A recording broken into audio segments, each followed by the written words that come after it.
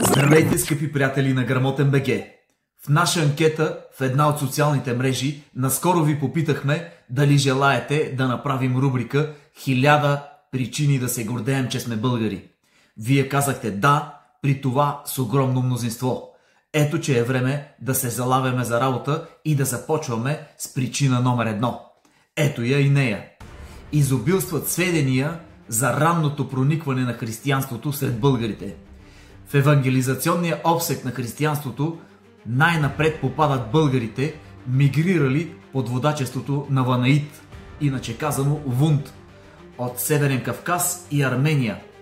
Родът на българите вананци дават и първите мъченици, загинали в Аваринската битка през 451 година, които защитават Христовата вяра.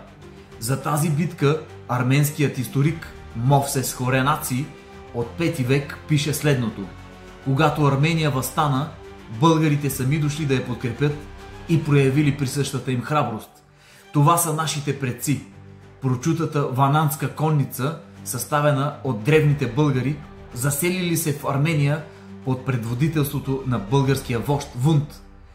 Ако смятате, че това видео беше интересно, натиснете бутона "Харесвам" и се абонирайте за нашия канал за още такива интересни видеа.